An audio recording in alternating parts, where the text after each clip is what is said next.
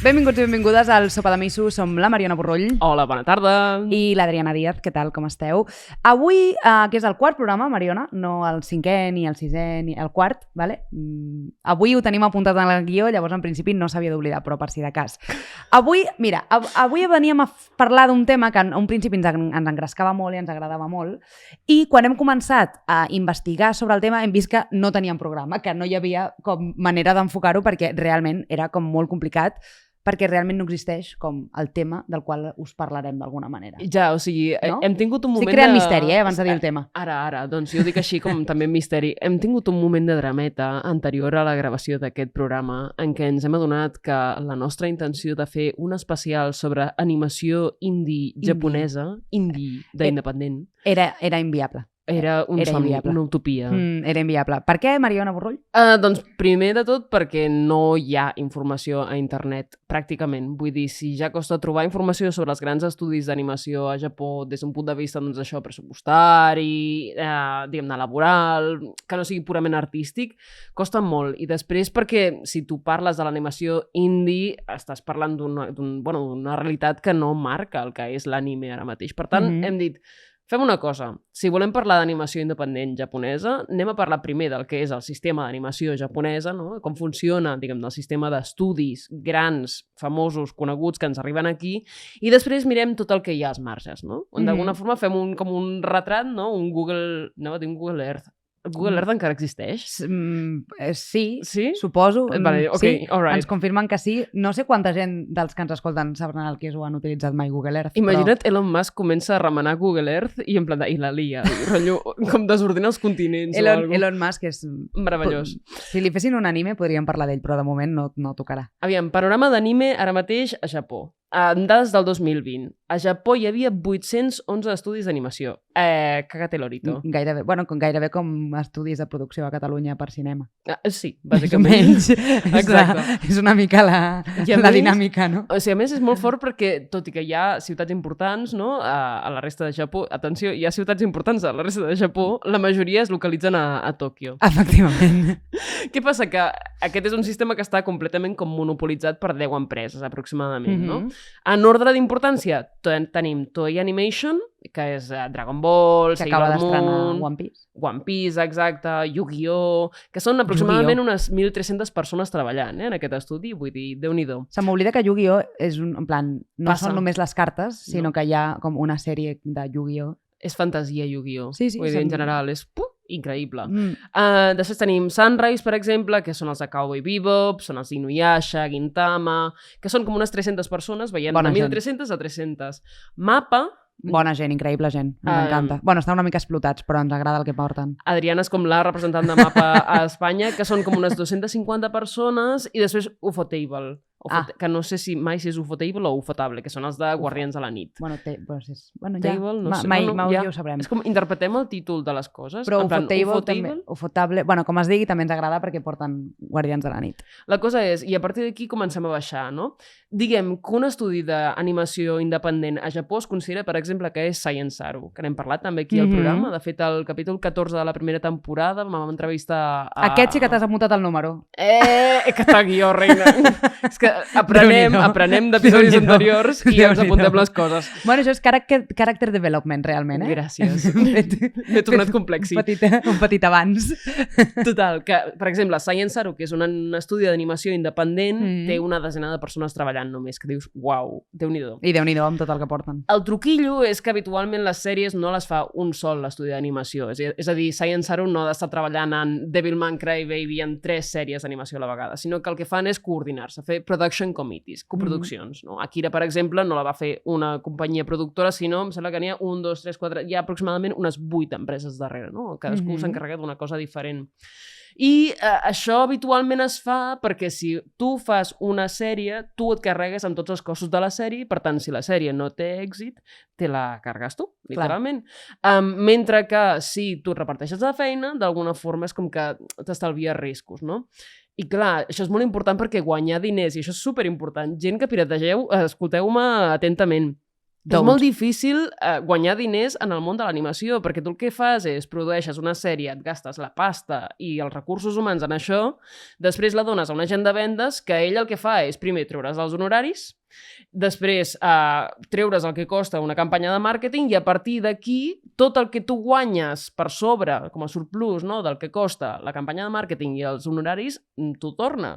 Però fins que no ho ha recuperat, no t'ho torna. És possible que perdis diners sempre, no? O que no guanyis directament. I per això, si podeu, agafeu Crunchyroll i no estem patrocinats per Crunchyroll, però o el que sigui. Són 6 euros al mes i ho podeu compartir. Exacte. Clar, és com un... Llavors, clar, habitualment s'ho reparteixen. Quina és la sèrie que ara mateix no està coproduïda? Dilo tu. Chainsaw Man? Chainsaw Man. Ah, nice! En efecte.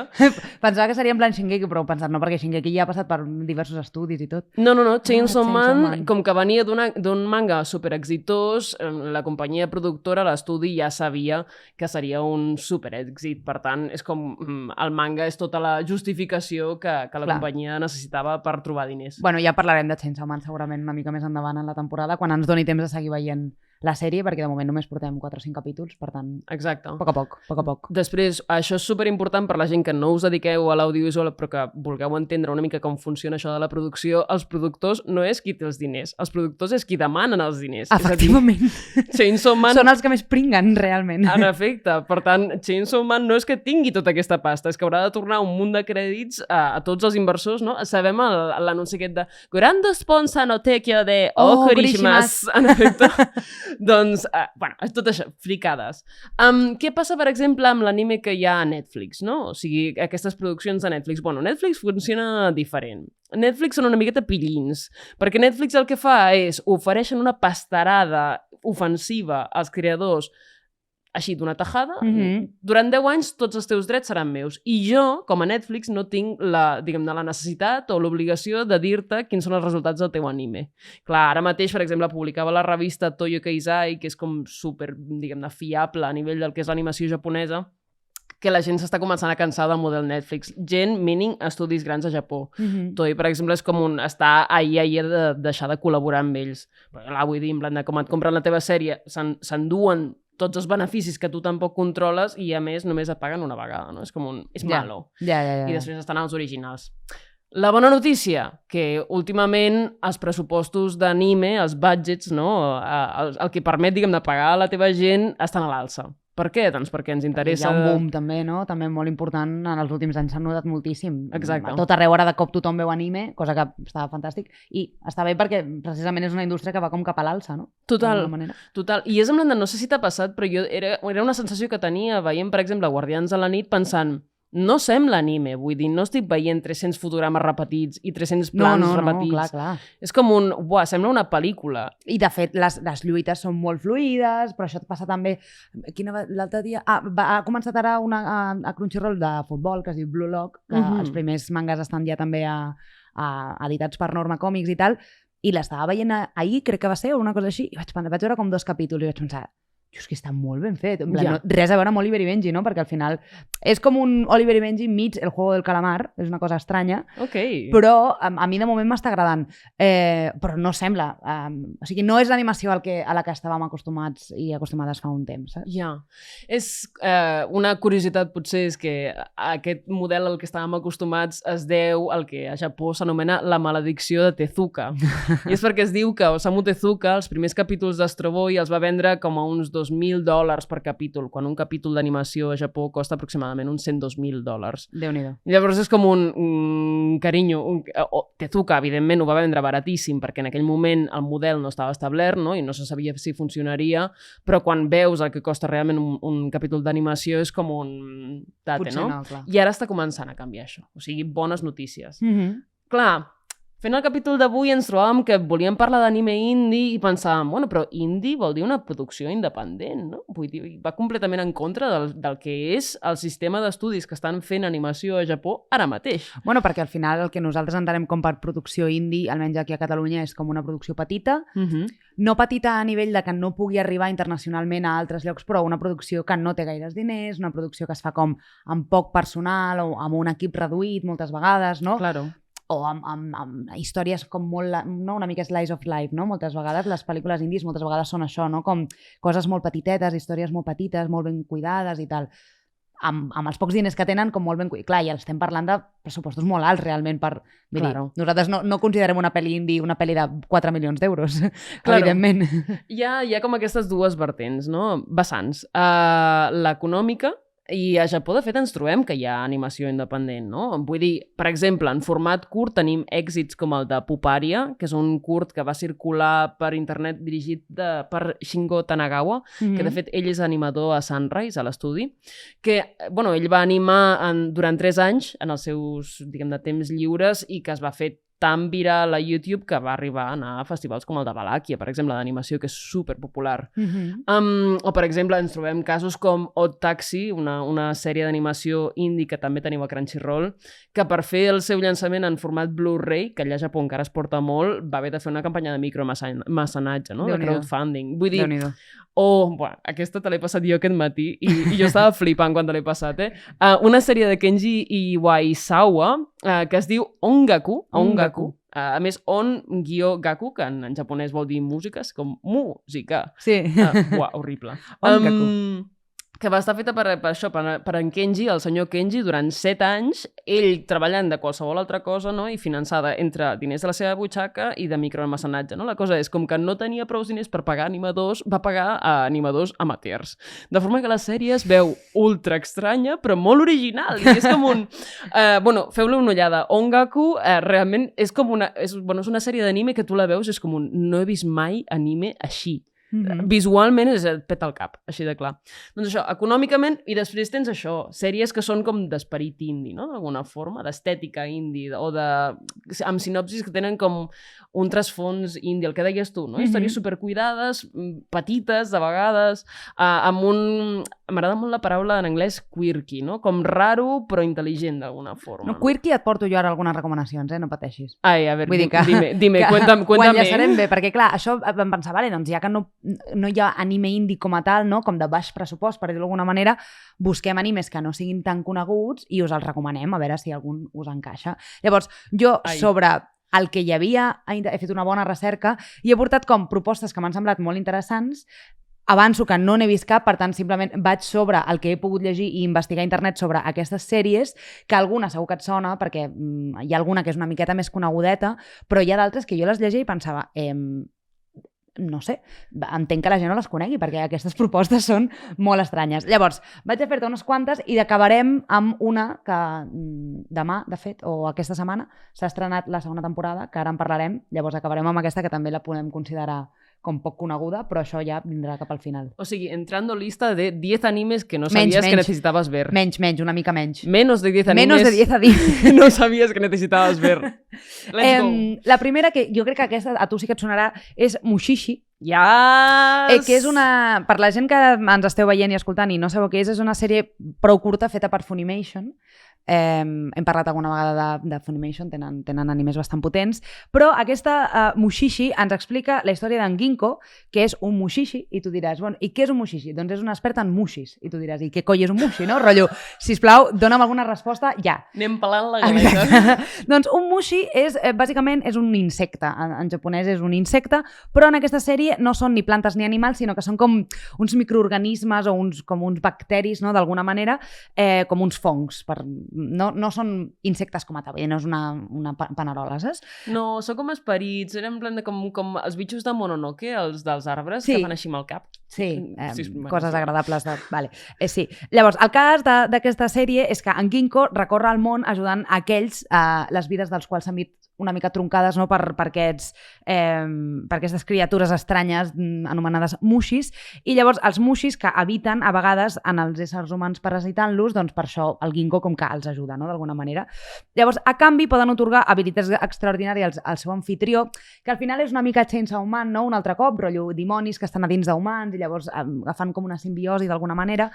I llavors, el millor de Mushishi, que jo crec que és una cosa que potser tu ja sabràs, i si no, doncs ara et donaré una alegria, com que sabem que a la Mariona li agrada molt els live actions, que sàpigues que es va fer un live action el 2006. Ah, sí! Dirigit per Katsuhiro Otomo. O sigui, el d'Akira. Efectivament. Bueno, això és una cosa que jo no sabia. Això és una cosa que no sabia. Jo sabia que potser en algun lloc enganxàvem a la Mariona, doncs que sapigues que hi ha un live action d'aquesta pel·li feta el 2006.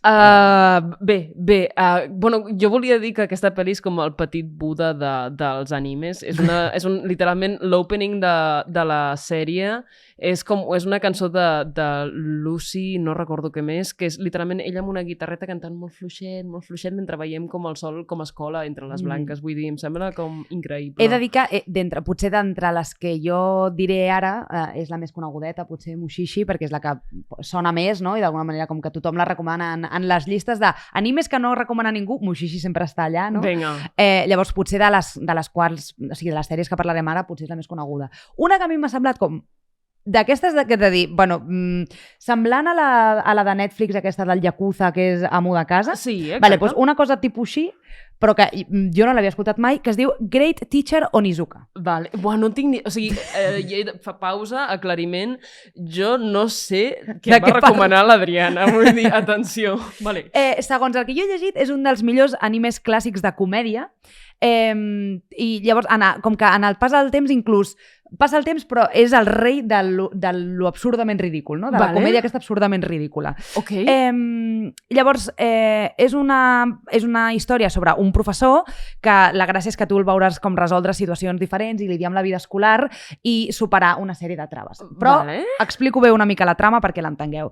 Eiichiki Onizuka això us ho estic llegint les sinopsis tal qual, vull dir, és el que es troba quan tu busques aquesta sèrie, és la sinopsis que tu et trobes, és que Eiichiki Onizuka és un exlíder d'una banda de bikers, que traduït al català seria com una banda de bicicleteros, no? D'alguna manera, en plan, gent que va en bicicleta, conqueridor de shonen, que ben bé no sé què coi és shonen, però endavant, i una dada que sembla molt important d'aquest tal Onizuka és que és verge i té 22 anys.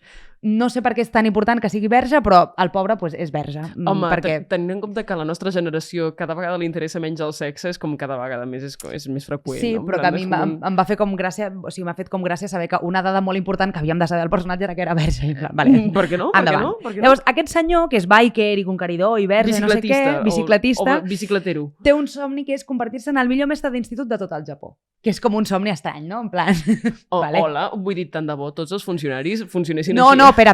Però igual que a Chainsaw Man, les motivacions del personatge, ja en parlarem quan fem un capítol de Chainsaw Man, són molt qüestionables. Atenció, perquè Adriana Díaz es nota que vol fer un capítol de Chainsaw Man. Jo estic preparant ja el terreny per quan això passi. La passió la passió de l'Onizuka no és l'ensenyament, sinó és que el que vol és que de gran, quan ja ell sigui vell i canós, tingui una senyora, una dona adolescent al seu costat, una mica ser com un sugar daddy d'una nena d'institut. No, Adriana! Clar. Havíem de recomanar animes. No, però a mi m'ha despertat curiositat, perquè és que realment el plantegen com una cosa com molt graciosa.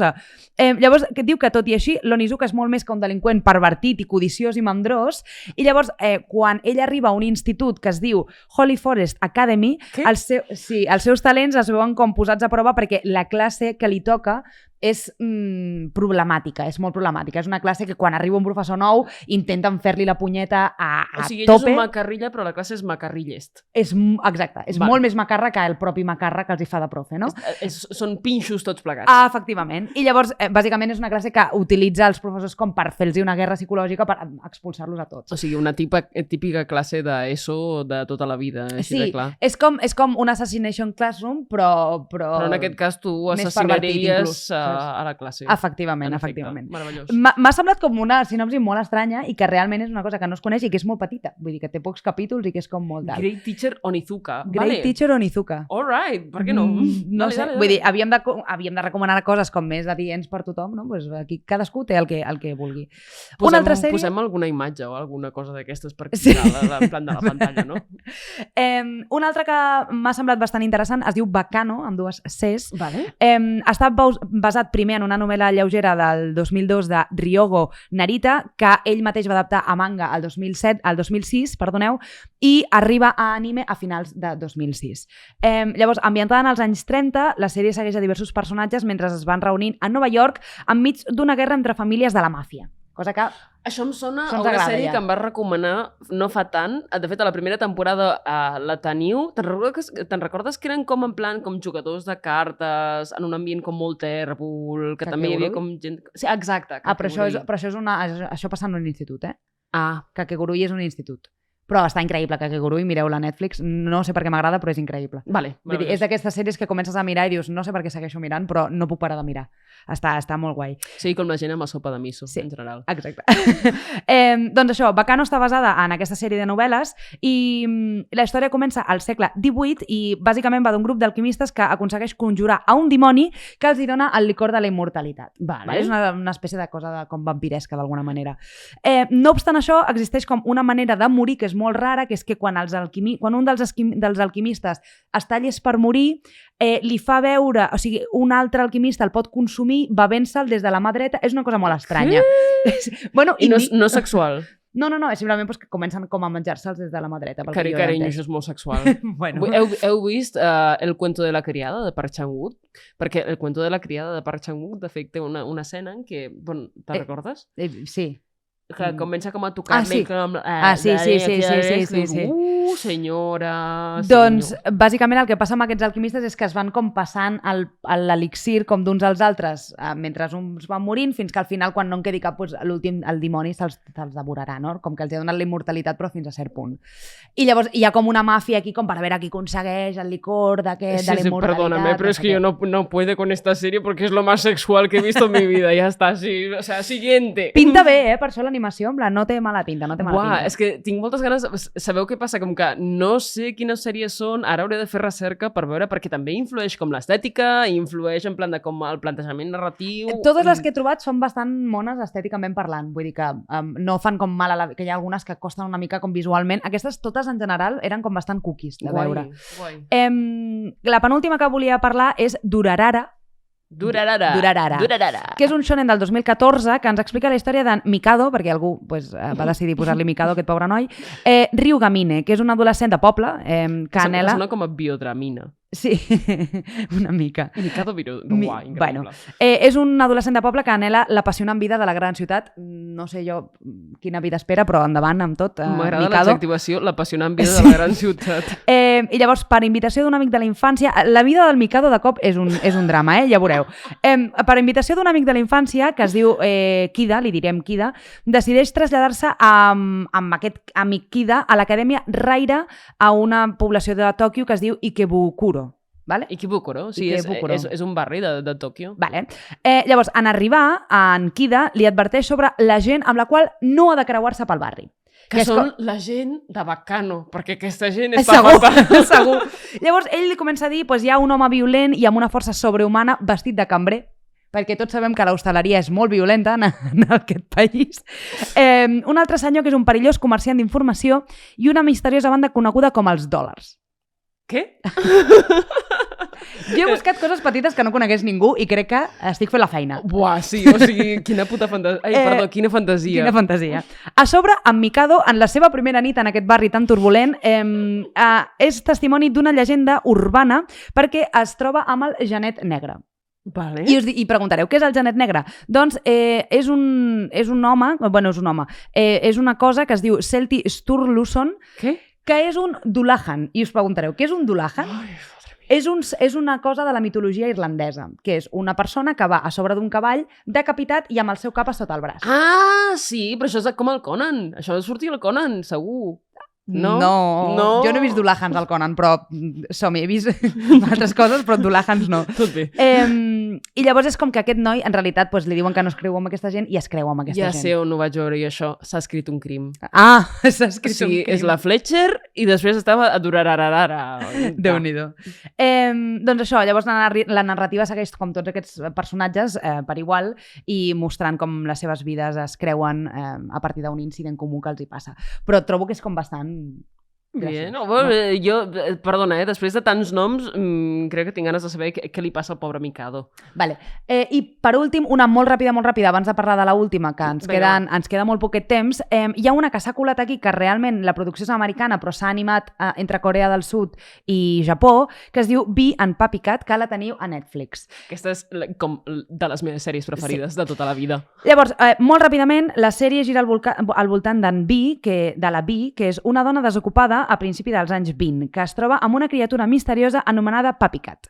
Sí, la Bee és com, en plan, és una tia que la fan fora de la feina el primer dia per cremar la cuina de la pizzeria on treballava i es troba de cop i volta amb un gat xop enmig del carrer que no sap si és un gat... Bueno, clar, és que aquí el que diu és que ella adopta amb aquest Puppycat, que en realitat és una espècie d'híbrid entre un gat i un gos. Crec que aquí cal fer menció que no és la primera que ha descobert el gat i gos, perquè aquí a Catalunya fa molts anys ja havíem mirat el gat i gos. Com era? Quan cadell... No, un cadell ha nascut en aquest món, borda bup bup i miola marrameu. Gat i gos! Gat i gos! Gat i gos! Era absolutament meravellosa, Gat i gos, a mi m'agradava molt. I, bueno, bàsicament, entre la Puppycat, o sigui, el Puppycat i la Bee fan com treballs mensuals per pagar el lloguer, perquè la pobra dona s'està buscant la vida, bàsicament. O sigui, és com... És com Cookie, no? Sembla Cookie. És la sèrie per amants de lofi que busqueu, vull dir, és a dir, gent que us poseu lofi amb bones vibres, estètica guai, així com... tranquil·let, de coses boniques, amb un rerefons adult, bastant heavy, Aquesta és la vostra sèrie. És una sèrie per sentir-se bé. És una sèrie per acompanyar a la Bee, que és una noia que és completament, vull dir, és maldestra, és una mica babaua, en plan, li deixes una feina i te la farà malament, però hi ha una cosa com molt humana i molt com estimable allà darrere. I a mi m'agrada molt perquè justament en 6 capítols teniu la versió de Netflix, que és com una relectura de la primera temporada, que és tota a YouTube oberta, que és com... Justament crec que ens va molt bé per parlar-ne aquí perquè no és ni americana ni és japonesa. En plan, és simplement animació com no heu vist mai.